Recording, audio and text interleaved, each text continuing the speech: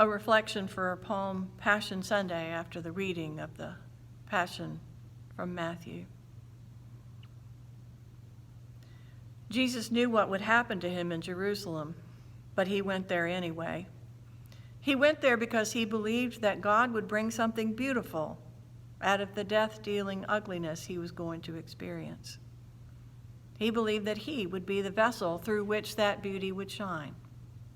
He believed true life and freedom would show through because he was willing to be obedient to God, the God of love, the God of abundance, the God of peace and eternal life.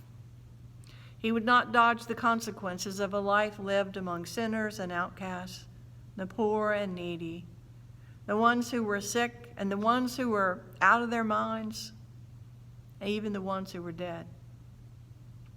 To heal them, to restore their inherent dignity, to bring them back to life.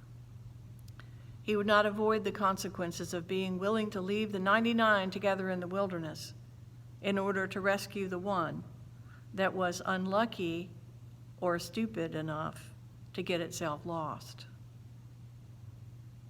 And he was not really surprised when the 99 ended up turning against him.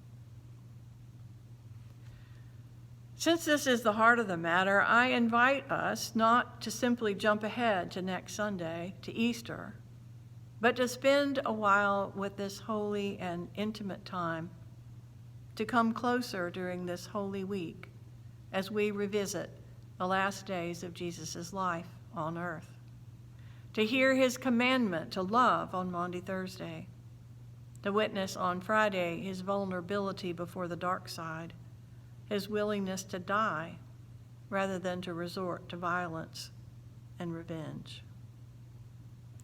During Holy Week, we will see the best and the worst of life.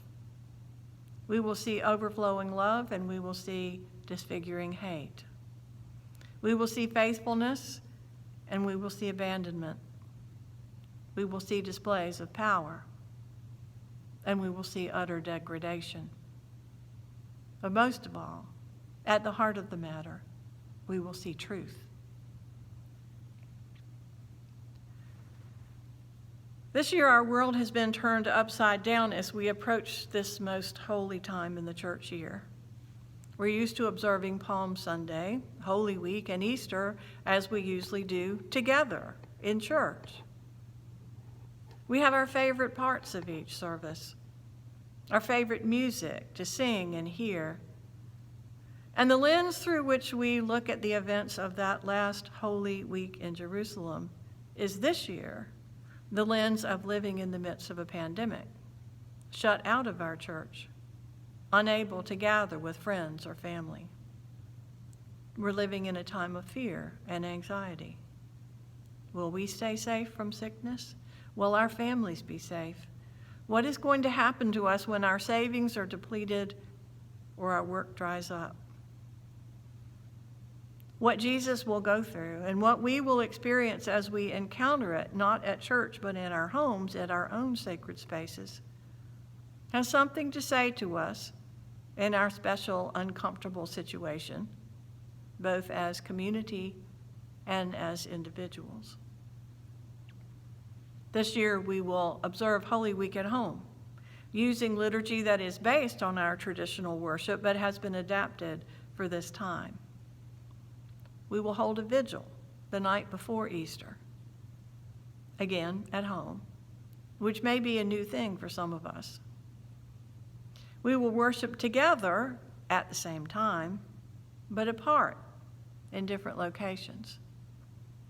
We'll celebrate Easter Day by watching a service from another church, perhaps, or even making up our own thing because we can, and then gathering online to say our alleluias. So this is a time for wonder, for discernment. Where is God in this time of love and death and vigil and finally resurrection? What will we see this year that we have not seen before? What will we experience that is new? What is the new thing God is doing among us even as we are dispersed and fearful. Today we're standing at the gate of Jerusalem, and it's time to go in and look for the truth that God is preparing to show us in this time of our exile.